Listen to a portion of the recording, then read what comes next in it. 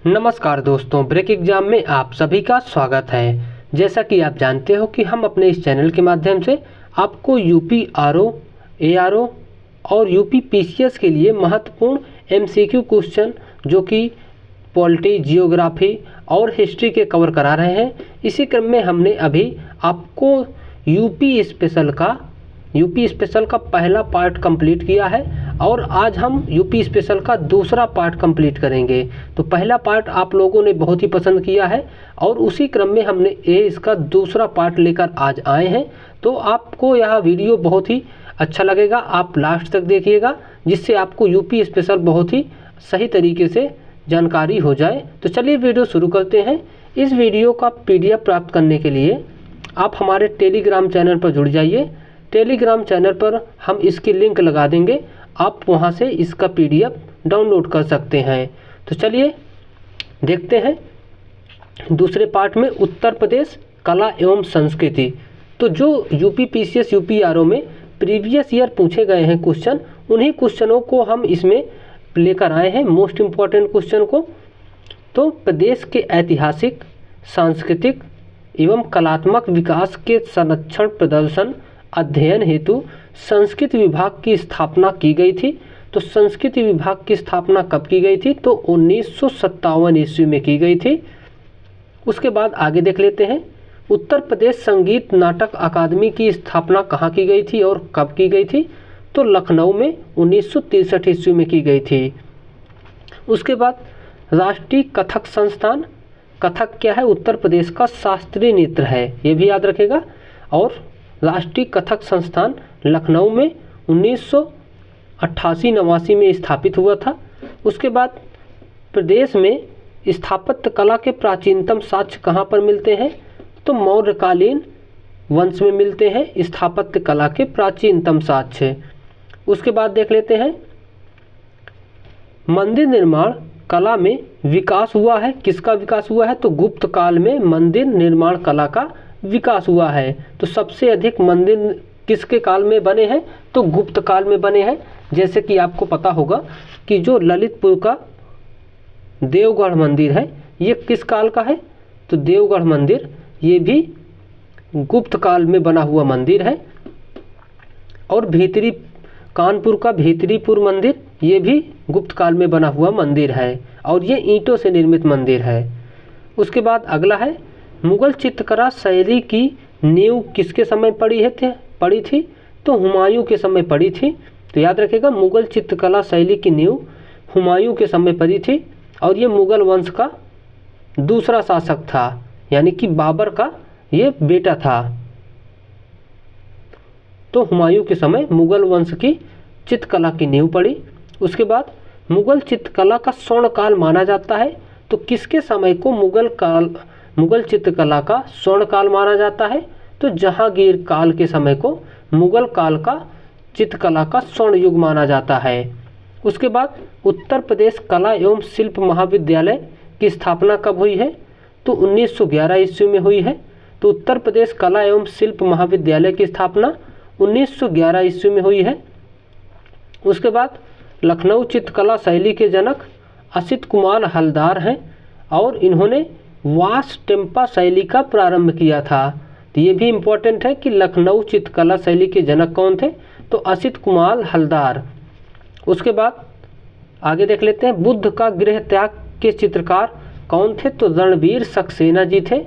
इन्होंने बुद्ध के गृह त्याग को चित्रित किया था। उसके बाद आगे देख लेते हैं, काफ़ी ज़्यादा फेमस है सत्यम शिवम सुंदरम की पेंटिंग। तो इसके चित्रकार कौन थे?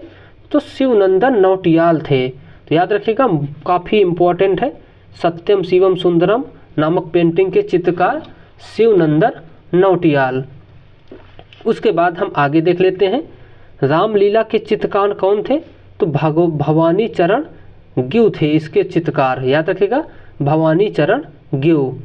उसके बाद आगे देख लेते हैं, संगीत का बाइबल की संज्ञा किसको दी गई है? तो भरत मुनि के नाट्यशास्त्र को दी गई है। संगीत का बाइबल की संज्ञा भरत मुनि के नाट्यशास्त्र को। उसके बाद हम आगे देख लेते हैं, ध्रुपद शैली में ईरानी शैली का मिश्रण कर ख्याल गायन का आविष्कार किसने किया था?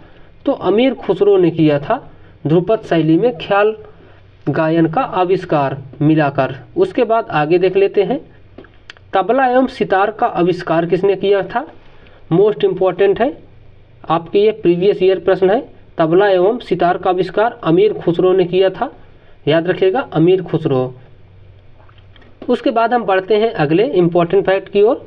भारत का विशाल चित्रकला संग्रहालय भारत कला भवन की स्थापना कब हुई थी?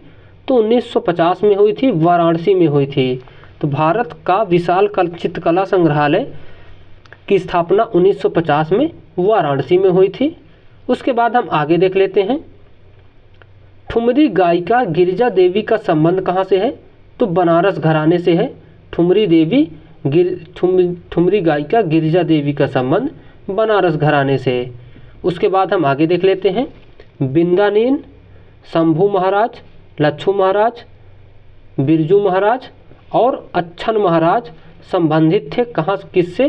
तो कथक नृत्य से संबंधित थे सभी, याद रखिएगा, कथक नृत्य से सभी महाराज संबंधित थे, शंभू महाराज, लच्छू महाराज, बिरजू महाराज और अच्छन महाराज। उसके बाद हम आगे बढ़ते हैं, अमीर खुसरो द्वारा प्रारंभ किए गए ख्याल गायन को शीर्ष पर पहुंचाने का श्रेय किसको दिया जाता है? तो रामपुर घराने को दिया जाता है।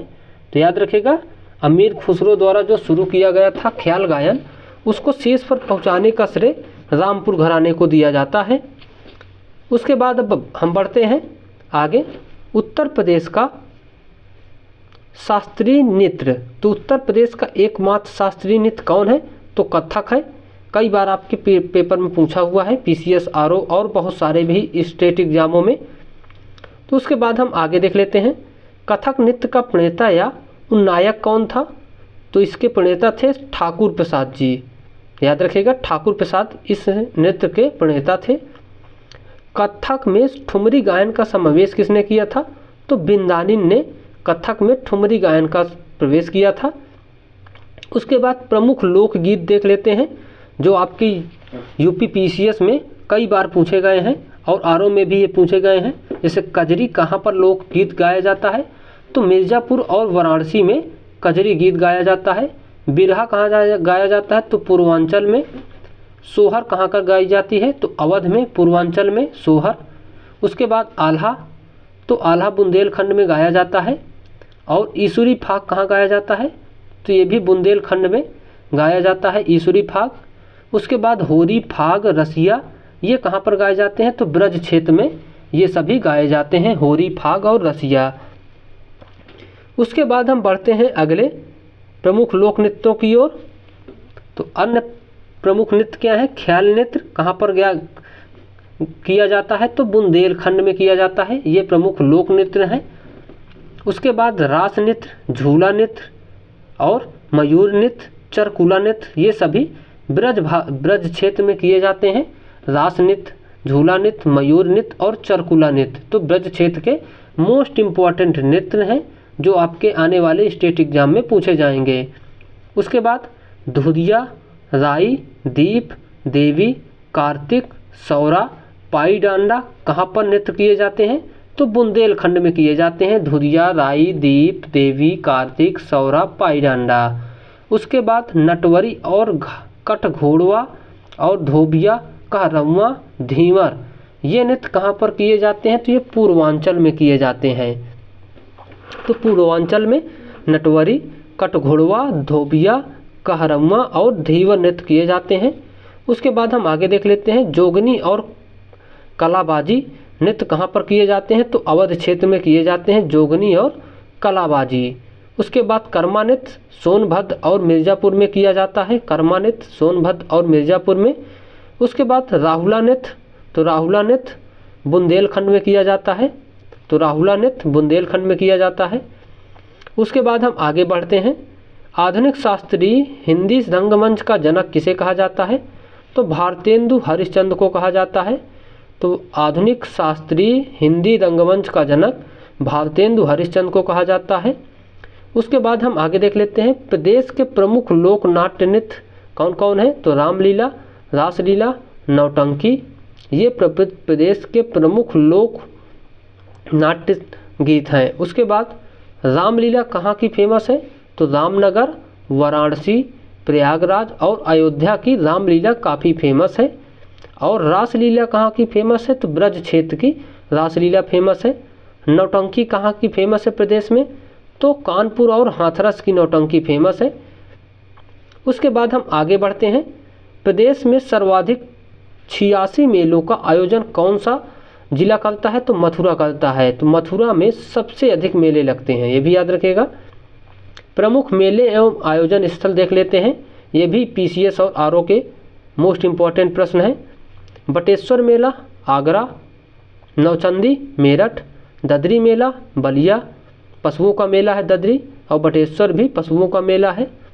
गढ़मुक्तेश्वर मेला हापुड़, हरिदास जयंती निधिवन वृंदावन में। उसके बाद देवा शरीफ बाराबंकी मोस्ट इम्पॉर्टेंट है। उसके बाद सैयद सालार मेला बहराइच, गोला गोकर्णनाथ मंदिर या मेला खीरी में, लखीमपुर खीरी जिसे कहते हैं। नख कटैया मेला वाराणसी में, नख कटैया मेला वाराणसी में। और गोला गोकर्णनाथ खीरी यानी कि लखीमपुर खीरी। शाकंभरी मेला सहारनपुर में। गोविंद साहब मेला अंबेडकर नगर में। और खिचड़ी मेला गोरखपुर में। और चैत्र रामनवमी मेला अयोध्या में। उसके बाद हिंदू मुस्लिम एकता का सुलह कुल महोत्सव कहाँ मनाया जाता है? तो आगरा में मनाया जाता है। ये पीसीएस का क्वेश्चन है, याद रखिएगा। हिंदू मुस्लिम एकता का सुलह कुल महोत्सव कहाँ मनाया जाता है? तो आगरा में मनाया जाता है। उसके बाद हम आगे देख लेते हैं, त्रिवेणी महोत्सव कहाँ मनाया जाता है? तो प्रयागराज में मनाया जाता है त्रिवेणी महोत्सव। ताज महोत्सव कहाँ मनाया जाता है? तो आगरा में मनाया जाता है ताज महोत्सव। उसके बाद कबीर महोत्सव कहाँ मनाया जाता है? तो मगहर में, संत कबीर नगर। तो कबीर महोत्सव मगहर में, संत कबीर नगर जिले में। उसके बाद हम देख लेते हैं प्रमुख चलचित्र। तो उत्तर प्रदेश चलचित्र निगम की स्थापना कब हुई है? तो 1975 ईस्वी में उत्तर प्रदेश चलचित्र निगम की स्थापना हुई है। उसके बाद राजकीय जैन संग्रहालय कहाँ स्थापित है? तो मथुरा में, 2003 में स्थापित है। तो राजकीय जैन संग्रहालय मथुरा में 2003 में स्थापित हुआ है। उसके बाद प्रदेश में 3 राजकीय बौद्ध संग्रहालय गोरखपुर, कुशीनगर और पिपरावा में स्थापित है। तो प्रदेश में 3 राजकीय बौद्ध संग्रहालय गोरखपुर, कुशीनगर, पिपरावा यानी कि सिद्धार्थनगर, कपिलवस्तु में स्थापित है। उसके बाद हम आगे देख लेते हैं, खड़ी बोली का विकास किस भाषा से हुआ है? तो सौरसोनी भाषा से हुआ है खड़ी बोली का विकास। इसके अन्य नाम क्या हैं? तो कौरवी, हिंदुस्तानी, नागरी और सरहिंदी। याद रखिएगा, ये यूपीएसआई में पूछा हुआ क्वेश्चन है कि कौरवी किस अन्य भाषा का नाम है। तो यूपीएसआई 2021 में जो हुआ था उसी में ये पूछा गया था कि कौरवी किस भाषा का वो अन्य नाम है। तो खड़ी बोली का अन्य नाम है कौरवी। तो इसके 4 नाम है, याद रखिएगा खड़ी बोली के, कौरवी, हिंदुस्तानी, नागरी और सरहिंदी। उसके बाद ब्रज क्षेत्र। तो ब्रज क्षेत्र की मथुरा, अलीगढ़, हाथरस, कासगंज आदि में प्रयुक्त ब्रज भाषा का विकास हुआ है। ये भी कहाँ से विकास हुआ है? तो सौरसेनी अपभ्रंश भाषा से हुआ है विकास इसका। उसके बाद फैजाबाद, गोंडा, बहराइच, सीतापुर, लखनऊ, उन्नाव, रायबरेली में बोली जाने अवधी अवधी का विकास किससे हुआ है? तो अवध मगधी भाषा से अवधी का हुआ है। उसके बाद मध्य प्रदेश में सर्वाधिक लोगों द्वारा बोली जाने वाली उपबोली कौन सी है? तो भोजपुरी है। तो याद रखिएगा, प्रदेश में सर्वाधिक लोगों द्वारा बोली जाने वाली उपबोली कौन सी है? तो भोजपुरी है। उसके बाद उत्तर प्रदेश राज्य की अभिलेखागार कहाँ पर स्थापित है? तो प्रयागराज में स्थापित है और 1949 में स्थापित किया गया था। उसके बाद आगे देख लेते हैं, जैन और बौद्ध दोनों धर्मों का प्रसिद्ध तीर्थ स्थल कहाँ पर है? तो कौशाम्बी है। तो याद रखिएगा, मोस्ट इम्पॉर्टेंट है, जैन और बौद्ध धर्म दोनों का प्रसिद्ध तीर्थ कौशाम्बी है। उत्तर मध्य सांस्कृतिक केंद्र कहाँ पर स्थापित है? तो प्रयागराज में स्थापित है। उसके बाद देख लेते हैं, राजकीय स्वतंत्रता संग्राम संग्रहालय कहाँ पर है? तो मेरठ में है। तो राजकीय स्वतंत्रता संग्राम संग्रहालय मेरठ में है। उसके बाद हम आगे बढ़ते हैं, प्रदेश में कुषाण एवं गुप्तकालीन संस्कृत का एकमात्र संग्रहालय कहाँ पर है? तो ये मथुरा में है। प्रदेश का एकमात्र कुषाण एवं गुप्तकालीन संस्कृत का संग्रहालय मथुरा में। उसके बाद देख लेते हैं खड़ी बोली के विकास में प्रारंभिक महत्वपूर्ण योगदान किसका था? तो अमीर खुसरो का था। मोस्ट इम्पॉर्टेंट है ये भी प्रश्न। उसके बाद हम आगे देख लेते हैं उत्तर प्रदेश की शिक्षा एवं साहित्य। इम्पॉर्टेंट क्वेश्चन जो आपके प्रश्न में पेपर में पूछे जा सकते हैं। सबसे पहले इलाहाबाद विश्वविद्यालय की स्थापना कब हुई? तो इसकी स्थापना 1887 में हुई थी। प्रारंभ में किस कॉलेज के रूप में स्थापित हुआ था? तो मेयोर सेंट्रल कॉलेज के रूप में इलाहाबाद विश्वविद्यालय को शुरू में स्थापित किया गया था। प्रदेश में प्राथमिक, माध्यमिक व उच्च शिक्षा के लिए अलग अलग निदेशालय कब बने? तो 1972 ईस्वी में बने थे। उसके बाद राज्य शैक्षिक अनुसंधान एवं प्रशिक्षण परिषद की स्थापना 1981 में हुई थी। तो राज्य शैक्षिक अनुसंधान एवं प्रशिक्षण परिषद की स्थापना 1981 में हुई थी। उसके बाद शिक्षा मित्र योजना 2000-2001 में हुई थी।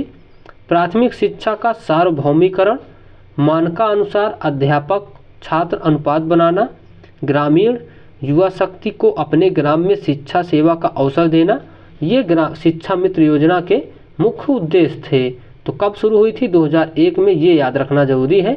और राज्य शैक्षिक अनुसंधान एवं प्रशिक्षण परिषद की स्थापना 1981 में, ये भी याद रखना जरूरी है। उसके बाद शिक्षा मित्र योजना के तहत शिक्षा मित्रों का चयन ग्राम शिक्षा समिति द्वारा किया गया था। उसके बाद एशिया का सबसे बड़ा आवासीय विश्वविद्यालय कौन है? तो BHU है। तो एशिया का सबसे बड़ा आवासीय विश्वविद्यालय BHU यानी कि बनारस यूनिवर्सिटी है। Banaras Hindu university full form है इसका। उसके बाद 6 से 14 वर्ष के सभी बच्चों को शिक्षा प्रदान करने हेतु सर्व शिक्षा अभियान का प्रारंभ कब हुआ था? तो 2001-2002 में हुआ था। सभी को शिक्षा, सभी को ज्ञान, इसकी टैगलाइन थी। उसके बाद अगला है शैक्षिक दृष्टि से पिछड़े ब्लॉकों में बालिकाओं की शिक्षा हेतु कस्तूरबा गांधी बालिका विद्यालय योजना कब शुरू की गई थी? तो 2004 में शुरू की गई थी। उसके बाद प्राथमिक स्कूलों में मिड डे मील योजना कब शुरू हुई थी? तो 1995 में शुरू हुई थी प्राथमिक स्कूलों में मिड डे मील योजना। उसके बाद आगे देख लेते हैं कस्तूरबा गांधी विश्वविद्यालय योजना को सर्व शिक्षा अभियान में कब से शामिल कर लिया गया था? तो कस्तूरबा गांधी बालिका विद्यालय योजना को 2007-08 में सर्व शिक्षा अभियान में शामिल कर लिया गया था। उसके बाद हम आगे देख लेते हैं कल्प योजना, जो कि प्राथमिक शिक्षा से संबंधित थी। 1998 में शुरू की गई थी कल्प योजना। 1998 में प्राथमिक शिक्षा से संबंध था इसका। उसके बाद आगे है भारत सरकार के सूचना एवं प्रौद्योगिकी विभाग द्वारा कंप्यूटर के माध्यम से विभिन्न विषयों के शिक्षा विद्या वाहिनी प्रोजेक्ट के तहत दी गई थी। उसके बाद राष्ट्रीय माध्यमिक शिक्षा अभियान कब शुरू किया गया था? तो मार्च 2009 में शुरू किया गया था। 14 से 18 वर्ष के बच्चों को लिए शुरू किया गया था। उसके बाद उत्तर प्रदेश कृषि अनुसंधान परिषद, इसकी स्थापना कहाँ और कब हुई थी? तो 1989 में लखनऊ में हुई थी। तो उत्तर प्रदेश कृषि अनुसंधान परिषद 1989 में लखनऊ में। उसके बाद उर्दू को प्रदेश की द्वितीय राजभाषा घोषित किया गया था 1989 में। तो उर्दू को प्रदेश की द्वितीय राजभाषा घोषित किया गया था 1989 में। उसके बाद उत्तर प्रदेश का प्रथम मुक्त विश्वविद्यालय राजर्षि पुरुषोत्तम दास टंडन ओपन यूनिवर्सिटी प्रयागराज है और इसकी स्थापना कब हुई थी? तो 1998 हुई थी। तो 1998 में उत्तर प्रदेश का प्रथम मुक्त विश्वविद्यालय की स्थापना हुई थी और इसका नाम है राजर्षि टंडन या राजर्षि पुरुषोत्तम दास टंडन ओपन यूनिवर्सिटी प्रयागराज। उसके बाद आगे देख लेते हैं उत्तर प्रदेश हिंदी संस्थान की स्थापना 1976 में हुई थी, लखनऊ में है, याद रखिएगा उत्तर प्रदेश हिंदी संस्थान। उसके बाद उत्तर प्रदेश संस्कृत संस्थान की स्थापना कब और कहाँ हुई थी? तो ये भी 1976 में लखनऊ में स्थापित हुआ था। उसके बाद आगे है कन्हैया लाल माणिक लाल केंद्रीय हिंदी संस्थान कहाँ पर स्थापित है, तो आगरा में स्थापित है। उत्तर प्रदेश उर्दू अकादमी की स्थापना लखनऊ में इसकी भी स्थापना हुई थी, लेकिन यह सबसे पहले 1972 में स्थापित हो गया था। यानी कि हिंदी और संस्कृत से पहले उर्दू संस्थान या उर्दू अकादमी की स्थापना हो गई थी। उसके बाद उर्दू प्रशिक्षण एवं अनुसंधान केंद्र कहाँ पर स्थापित है, तो लखनऊ में स्थापित है। उसके बाद देख लेते हैं भारत भारती पुरस्कार दिया जाता है, तो उत्तर प्रदेश हिंदी संस्थान द्वारा भारत भारती पुरस्कार दिया जाता है। विश्व भारती पुरस्कार किसके द्वारा दिया जाता है, तो उत्तर प्रदेश संस्कृत संस्थान द्वारा दिया जाता है। तो याद रखिएगा भारत भारती पुरस्कार हिंदी संस्थान द्वारा और विश्व भारती पुरस्कार उत्तर प्रदेश संस्कृत संस्थान द्वारा दिया जाता है। उसके बाद बनारस हिंदू विश्वविद्यालय का शिलान्यास किसने किया था, तो 1916 ईस्वी में मदन मोहन मालवीय जी ने इसका शिलान्यास किया था। तो याद रखिएगा 1916 में। उसके बाद भारत का प्रथम विकलांग विश्वविद्यालय कहाँ पर है, तो जगत गुरु रामभद्राचार्य विकलांग विश्वविद्यालय इसका नाम है और ये चित्रकूट में है, 2001 में स्थापित हुआ था। तो याद रखिएगा 2001 में चित्रकूट में यह विश्वविद्यालय स्थापित हुआ था और यह एशिया का सबसे बड़ा विकलांग विश्वविद्यालय है। उसके बाद भारतीय भाषाओं के रक्षा एवं विकास हेतु हिंदुस्तानी एकेडमी की स्थापना कहाँ हुई थी, तो प्रयागराज में 1927 ईस्वी में हुई थी। याद रखिएगा हिंदुस्तानी एकेडमी की, जो कि भारतीय भाषाओं की रक्षा के लिए इसकी स्थापना हुई थी। उसके बाद उत्तर प्रदेश में सामान्य केंद्रीय विश्वविद्यालय कितने हैं, तो 4 हैं। पहला है BHU वाराणसी, दूसरा है AMU अलीगढ़ मुस्लिम यूनिवर्सिटी, तीसरा है BRAU लखनऊ और चौथा है AU यानी कि इलाहाबाद यूनिवर्सिटी प्रयागराज। तो 4 केंद्रीय विश्वविद्यालय हैं उत्तर प्रदेश में। 2 विशेष केंद्रीय विश्वविद्यालय हैं। पहला विशेष में रानी लक्ष्मीबाई केंद्रीय विश्वविद्यालय झांसी में 2014 में स्थापित हुआ था और दूसरा राजीव गांधी राष्ट्रीय विमानन विश्वविद्यालय रायबरेली में। तो 4 मुख्य हैं और 2 विशेष केंद्रीय विश्वविद्यालय हैं। उसके बाद केंद्रीय उच्च तिब्बती शिक्षा संस्थान कहाँ पर स्थापित है, तो सारनाथ वाराणसी में स्थापित है। उसके बाद आरोग्य व कल्याण पत्रिका का प्रकाशन कहाँ से होता है, तो गोरखपुर से होता है। उसके बाद हम आगे देख लेते हैं हिंदी के प्रथम समाचार पत्र उद्दंड मार्तंड के संपादक कौन थे, तो इसके संपादक थे पंडित जुगल किशोर और यह कहाँ के थे, तो कानपुर से इसका संपादन होता था। तो याद रखिएगा उद्दंड मार्तंड जो कि हिंदी का प्रथम समाचार पत्र है, इसके संपादक पंडित जुगल किशोर थे और कानपुर से इसका संपादन करते थे। उसके बाद आगे है उत्तर प्रदेश से निकलने वाला प्रथम हिंदी पत्र कौन था, तो बनारस अखबार था और 1845 से यह निकलता था और इसके संपादक गोविंद नारायण धत्ते हैं। तो याद रखिएगा गोविंद नारायण धत्ते इसके संपादक हैं। उसके बाद प्रदेश से निकलने वाला उर्दू का पहला अखबार सरदल अखबार है और प्रकाशन स्थल कहाँ से है, तो आगरा में। आगरा से 1846 ईस्वी से इसका प्रकाशन होता है। उसके बाद हिंदी की प्रतिष्ठित पत्रिका सरस्वती का प्रकाशन होता था कहाँ से, तो प्रयागराज से। तो हिंदी की प्रतिष्ठित पत्रिका सरस्वती का प्रकाशन कहाँ से होता था, प्रयागराज से। तो उसके बाद आगे देख लेते हैं विकलांगों को प्राविधिक शिक्षा के उद्देश्य से institute of technology for handicapped किसने स्थापित किया था, तो डॉक्टर अंबेडकर ने कानपुर में 1996 से 97 के तो विकलांगों को प्राविधिक शिक्षा के उद्देश्य से doctor Ambedkar institute of technology for handicapped कहाँ पर स्थापित की गई थी, तो ये कानपुर में स्थापित की गई थी 1996 से 97 में। याद रखिएगा यह नाम है, विकलांगों को प्राविधिक शिक्षा देने के लिए इसको स्थापना हुई थी। उसके बाद महात्मा गांधी काशी विद्यापीठ के संस्थापक कौन थे, तो राष्ट्र रत्न शिव प्रसाद गुप्त थे और भारत माता मंदिर हिंदी दैनिक आज इन्होंने इसकी पत्रिका को प्रकाशित किया था। तो याद रखिएगा, महात्मा गांधी काशी विद्यापीठ के संस्थापक शिव प्रसाद गुप्त।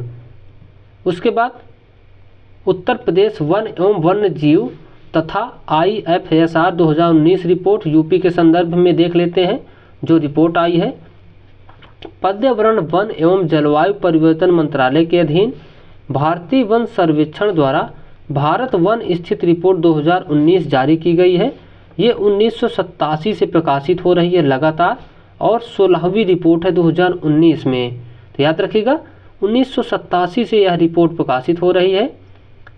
यह रिपोर्ट संपूर्ण भारत में वनों के प्रकार, विस्तार तथा वन संसाधनों के आकलन पर प्रस्तुत की जाती है। इसमें विशेष रूप से उत्तर प्रदेश के संबंध में विशेष तथ्य हैं। IFSR के अनुसार उत्तर प्रदेश में कुल रिकॉर्डेड वन क्षेत्र 16,582 वर्ग किलोमीटर, जो संपूर्ण भौगोलिक क्षेत्र का 6.88% है। उसके बाद कुल रिकॉर्डेड वन क्षेत्र में आरक्षित वन कितना है, तो आरक्षित वन है 72.79%। और कुल रिकॉर्डेड वन क्षेत्र में आरक्षित या संरक्षित वन कितना है, तो 6.98%।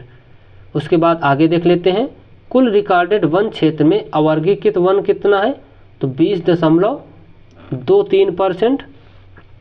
उसके बाद IFSR के अनुसार राज्य में वनाच्छादन कितना है, तो 6.15% वनाच्छादन है।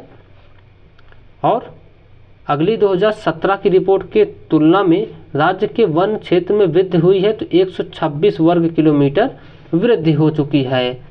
उसके बाद उत्तर प्रदेश में वृक्षाच्छादन कितना है, तो 3.05% वृक्षों से घिरा हुआ एरिया है उत्तर प्रदेश में।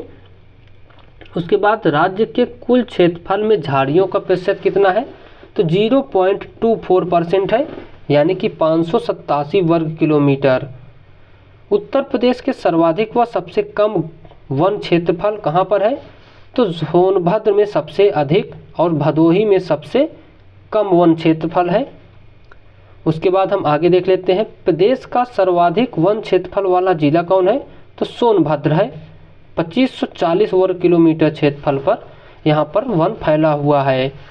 उसके बाद आगे है, प्रदेश का न्यूनतम वन क्षेत्रफल वाला जिला कौन है, तो संत रविदास नगर है यहाँ पर। उसके बाद भदोही है 3.12 वर्ग किलोमीटर। तो दो जिले हैं जो कि न्यूनतम वन क्षेत्रफल वाले हैं, संत रविदास नगर, भदोही। उसके बाद सर्वाधिक अति सघन वन क्षेत्रफल वाला जिला कौन है, तो लखीमपुर खीरी है। अति सघन वाले जिलों में 804 वर्ग किलोमीटर इसका क्षेत्रफल है। उसके बाद सर्वाधिक मध्यम सघन व खुले वन क्षेत्रफल वाला जिला कौन है, तो सोनभद्र है। उसके बाद सर्वाधिक वन क्षेत्रफल वाले जिलों का क्रम कौन है, तो सोनभद्र सबसे अधिक है, चंदौली दूसरे नंबर पर, पीलीभीत तीसरे नंबर पर, मिर्ज़ापुर चौथे नंबर पर और चित्रकूट 5वें नंबर पर सर्वाधिक वन क्षेत्रफल वाले जिलों में आता है। उसके बाद सबसे कम वन प्रतिशत वाले जिलों का क्रम कौन है, तो रविदास नगर पहले नंबर पर, मैनपुरी दूसरे नंबर पर, देवरिया तीसरे नंबर पर, बदायूं चौथे नंबर पर, मऊ 5वें नंबर पर है।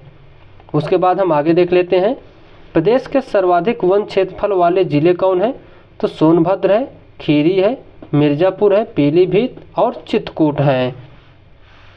उसके बाद हम आगे देख लेते हैं, प्रदेश के सबसे कम वन क्षेत्रफल वाले जिले कौन हैं, तो संत रविदास नगर, मऊ, मैनपुरी, संत कबीर नगर और देवरिया हैं। तो प्रदेश के सबसे कम वन क्षेत्रफल वाले जिले कौन कौन हैं, तो संत रविदास नगर, मऊ, मैनपुरी, संत कबीर नगर और देवरिया जिले हैं। उसके बाद सामान्यतः प्रदेश में पाए जाने वाले वनों का प्रकार है, तो उष्णकटिबंधीय वन सामान्यतः प्रदेश में पाए जाते हैं। उसके बाद हम आगे देख लेते हैं, प्रदेश में वृक्षारोपण में बढ़ोतरी करने हेतु ऑपरेशन ग्रीन योजना का प्रारंभ हुआ था और यह योजना 2001 में चलाई गई थी, 1 जुलाई 2001 को। याद रखिएगा, ऑपरेशन ग्रीन योजना वृक्षारोपण में बढ़ोतरी करने के लिए चलाई गई थी। उसके बाद देश में सर्वप्रथम वन्य जीव परिरक्षण संगठन की स्थापना हुई थी, तो 1956 में उत्तर प्रदेश में हुई थी। उसके बाद प्रदेश के एकमात्र राष्ट्रीय उद्यान दुधवा नेशनल पार्क की स्थापना हुई थी 1977 में, और 1987 से टाइगर रिजर्व लखीमपुर पीलीभीत में इसकी शुरुआत हुई थी, स्थापना हुई थी। तो याद रखिएगा दुधवा नेशनल पार्क कहाँ पर स्थापित है, तो लखीमपुर खीरी में, और 1977 में इसकी स्थापना हुई थी। काफ़ी इम्पोर्टेंट है, कभी कभी यह सन पूछा जाता है। और 1987 में इसे टाइगर रिजर्व के रूप में घोषित कर दिया गया था। तो याद रखिएगा दुधवा टाइगर रिजर्व लखीमपुर खीरी पीलीभीत में स्थापित है। उसके बाद हम आगे बढ़ते हैं। प्रदेश का सबसे पुराना वन्य जीव विहार चंद्रप्रभा वन्य जीव विहार है, और ये चंदौली में है। 1957 में स्थापित किया गया था। तो प्रदेश का सबसे पुराना वन्य जीव विहार चंदौली में चंद्रप्रभा वन्य जीव विहार 1957 में स्थापित था। उसके बाद प्रदेश का सबसे बड़ा वन्य जीव विहार हस्तिनापुर वन्य जीव विहार है, जो कि मेरठ, मुजफ्फरनगर, हापुड़ और अमरोहा में स्थापित है। उसके बाद हम आगे देख लेते हैं। सबसे छोटा वन्य जीव विहार महावीर स्वामी वन्य जीव विहार है, जो कि ललितपुर में स्थापित है, जो कि 5.4 वर्ग किलोमीटर क्षेत्रफल पर फैला हुआ है। उसके बाद हम आगे देख लेते हैं। प्रमुख वन्य जीव विहार किशनपुर वन्य जीव विहार लखीमपुर खीरी में स्थापित है, और कतनिया घाट वन्य जीव विहार बहराइच में स्थापित है। उसके बाद कैमूर वन्य जीव विहार मिर्जापुर सोनभद्र में स्थापित है। कछुआ वन्य जीव विहार वाराणसी में स्थापित है, और सोहागी बरवा वन्य जीव विहार महाराजगंज में स्थापित है। तो ये सभी प्रमुख वन्य जीव विहार हैं जो प्रमुख जिलों में स्थापित है, और ये प्रश्न पूछे जा चुके हैं पीसीएस में और आरओ में। तो याद रखिएगा इन सभी वन्य जीव विहारों को, खासकर कतनिया घाट, ये पूछा गया था अभी कि इसकी स्थापना कब हुई थी कतनिया घाट की, तो 1975 में इसकी स्थापना हुई थी। ये यूपी पीसीएस में पूछा गया था। उसके बाद हम आगे देख लेते हैं। राज्य का सबसे पुराना पक्षी विहार कौन सा है, तो नवाबगंज पक्षी विहार है उन्नाव का, 1984 में स्थापित हुआ था। ये भी मोस्ट इम्पॉर्टेंट है। उसके बाद सबसे बड़ा पक्षी विहार कौन है, तो लाख बहोसी पक्षी विहार है कन्नौज का, जो कि 80 वर्ग किलोमीटर क्षेत्रफल पर फैला हुआ है। तो सबसे बड़ा और सबसे पुराना नवाबगंज, और सबसे बड़ा पक्षी विहार लाख बहोसी पक्षी विहार कन्नौज में। उसके बाद सबसे छोटा पक्षी विहार पटना पक्षी विहार, जो कि एटा ज़िले में है, 1 वर्ग किलोमीटर क्षेत्रफल पर फैला हुआ है। तो पटना पक्षी विहार एटा ज़िले में है। उसके बाद प्रदेश के प्रमुख पक्षी विहार अन्य देख लेते हैं, जैसे बखीरा पक्षी विहार संत कबीर नगर बस्ती में, सुरहाताल पक्षी विहार बलिया में सुरहाताल, और पार्वती अर्गा वन्यजीव विहार गोंडा में है। सैंडी पक्षी विहार हरदोई में है। सैंडी या सांडी भी इसे कहते हैं, तो सांडी या सैंडी पक्षी विहार हरदोई में है। उत्तर प्रदेश के अंतर्गत शामिल वन्य जीव संरक्षण केंद्र कौन कौन है, तो 12 वन्य जीव विहार हैं, जिनमें 13 पक्षी विहार भी हैं। तो उत्तर प्रदेश के अंतर्गत शामिल वन्य जीव संरक्षण केंद्रों में 12 वन्य जीव विहार हैं और 13 पक्षी विहार हैं। उसके बाद वृक्ष बंधु पुरस्कार योजना वृक्षारोपण को बढ़ावा देने के उद्देश्य से 2007-8 में शुरू की गई थी यूपी में। उसके बाद हम बढ़ते हैं आगे। उत्तर प्रदेश में कछुआ प्रजनन केंद्र कहाँ पर स्थापित है, तो ये सारनाथ वाराणसी में स्थापित है। उसके बाद आगे देख लेते हैं। प्रदेश में सर्वाधिक स्थानों पर वृक्षारोपण के लिए हरित पट्टी योजना चलाई गई है। यह कब से चलाई गई है, तो 2012-13 से चलाई गई है हरित पट्टी योजना।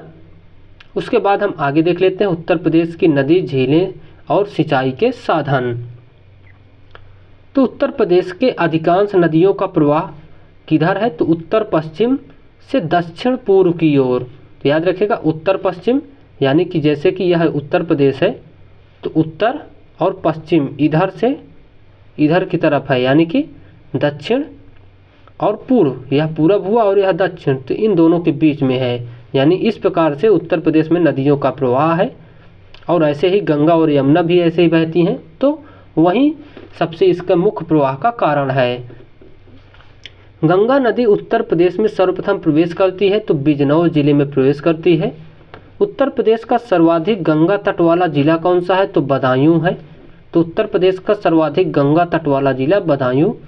राष्ट्रीय जल मार्ग वन के रूप में है गंगा नदी, जो कि प्रयागराज से हल्दिया तक यह जल मार्ग फैला है, नेशनल वाटरवे।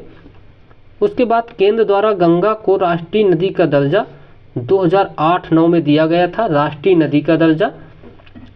प्रदेश में यमुना नदी का प्रवेश कहाँ से होता है तो सहारनपुर से होता है।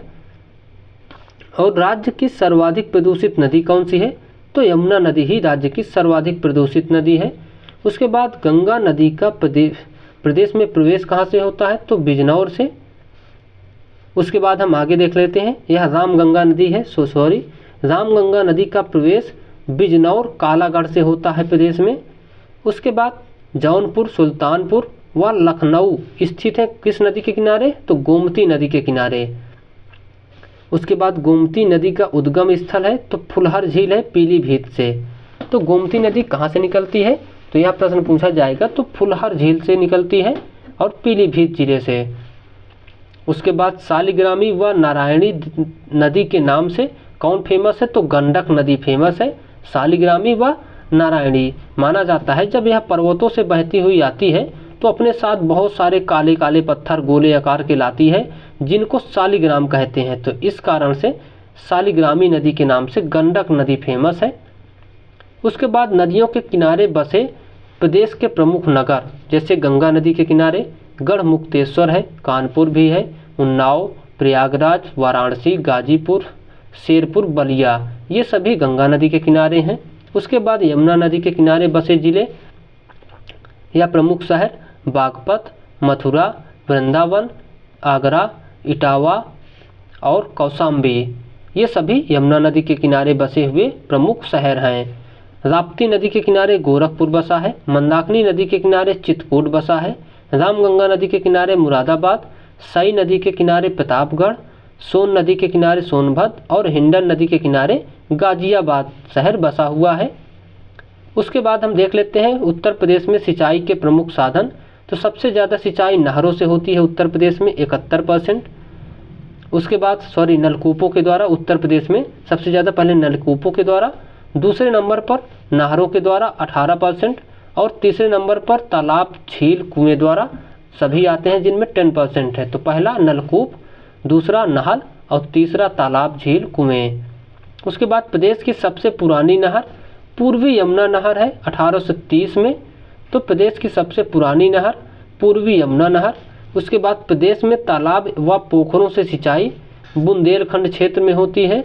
तो प्रदेश में तालाब व पोखरों से सिंचाई बुंदेलखंड क्षेत्र में होती है। उसके बाद प्रदेश में सर्वाधिक लंबाई में नहरें कौन कौन सी या कहाँ पर है तो रायबरेली में है, 2843 किलोमीटर लंबी सबसे ज़्यादा नहरें रायबरेली में है। उसके बाद प्रदेश की नहर जो जल विद्युत उत्पादन का केंद्र है तो ऊपरी गंगा नहर, तो ऊपरी गंगा नहर में विद्युत उत्पादन किया जाता है। उसके बाद प्रदेश की सबसे बड़ी नहर कौन सी है तो शारदा नहर है। तो प्रदेश की सबसे बड़ी नहर शारदा नहर है। उसके बाद हम आगे देख लेते हैं रानी लक्ष्मीबाई बांध कहाँ पर स्थित है तो झांसी में बेतवा नदी पर स्थित है रानी लक्ष्मीबाई बांध। उसके बाद हथनी कुंड बैराज, यह यमुना नदी पर स्थित है और 5 राज्यों की संयुक्त परियोजना है। जो 5 राज्य हैं हरियाणा, हिमाचल प्रदेश, उत्तर प्रदेश, दिल्ली और राजस्थान, ये 5 राज्यों की संयुक्त परियोजना है हथनी कुंड बैराज। उसके बाद बाणसागर बांध एवं नहर परियोजना किस नदी पर है तो सोन नदी पर है। तो बाणसागर बांध एवं नहर परियोजना सोन नदी पर है। इनमें शामिल जिले हैं वह प्रदेश हैं उत्तर प्रदेश, मध्य प्रदेश और झारखंड, 3 राज्य इसमें शामिल हैं। उसके बाद गोकुल बैराज परियोजना ये कहाँ पर है तो यमुना नदी पर है और आगरा मथुरा की पेयजल समस्या को दूर करने के लिए इसको बनाया गया था। उसके बाद लवकुश बैराज परियोजना गंगा नदी पर है। लवकुश बैराज परियोजना कानपुर नगर को पेयजल उपलब्ध करने के लिए इस परियोजना को बनाया गया था। उसके बाद आगरा बैराज परियोजना यमुना नदी पर बनी हुई है आगरा को पेयजल उपलब्ध कराने के लिए। उसके बाद गंगा जल परियोजना दिल्ली नोएडा बाईपास के समीप है। नोएडा गाजियाबाद को लाभ देने के लिए इसको बनाया गया था। उसके बाद प्रमुख झीलें देख लेते हैं उत्तर प्रदेश की। पहली है रामगढ़ झील गोरखपुर में। उसके बाद बखीरा झील संत कबीर नगर में है बखीरा झील। फुलहर झील पीलीभीत में है, यहीं से यमुना नदी निकलती है। करेला झील लखनऊ में है। औंधी झील वाराणसी में है। लौंधी झील ये सुल्तानपुर में है। सिरसी जलाशय या जिरको जलाशय मिर्ज़ापुर में है। मोती झील गौर झील रामपुर में है। बरुआ सागर लक्ष्मीताल झांसी में है। शुक्रताल मुजफ्फरनगर में है। अलवारा झील कौशाम्बी में है। दरवन झील अयोध्या में है। मदन सागर झील अयोध्या महोबा में है। तो मदन सागर महोबा में, दरवन झील अयोध्या में, अलवारा झील कौशाम्बी में, शुक्रताल मुजफ्फरनगर में, बरुआ सागर लक्ष्मीताल ये झांसी में। उसके बाद हम आगे देख लेते हैं। दहर झील हरदोई में है। नौ झील मथुरा में। शेखा झील अलीगढ़ में है। उसके बाद मेजा जलाशय बांध बेलन नदी पर स्थित है। और अर्जुन बांध नहर कहाँ पर है? तो अर्जुन नदी पर हमीरपुर में है। उसके बाद धसान नहर किस नदी पर है? तो बेतवा नदी पर है, झांसी हमीरपुर में। उसके बाद राजघाट बांध व नहर परियोजना किस नदी पर है? तो राजघाट बांध व नहर परियोजना बेतवा नदी पर है, यूपी और एमपी की संयुक्त परियोजना है। उसके बाद गोविंद वल्लभ पंत सागर बांध कहाँ पर है? तो दिहंद नदी पर है, सोनभद्र में। तो दोस्तों आज की वीडियो में बस इतना ही। मिलते हैं हम आपको फिर कल नए वीडियो लेकर। आज का वीडियो आपको कैसा लगा आप इसको कमेंट में ज़रूर बताइएगा कि हमारा वीडियो आपको कैसा लगा। और यदि आपको वीडियो पसंद आया हो तो प्लीज़ चैनल को सब्सक्राइब कर लीजिएगा, जिससे हम आपको ऐसे वीडियोज़ और भी देते रहें। चलिए मिलते हैं फिर से कल नए वीडियो के साथ। तब तक के लिए थैंक यू, बाय।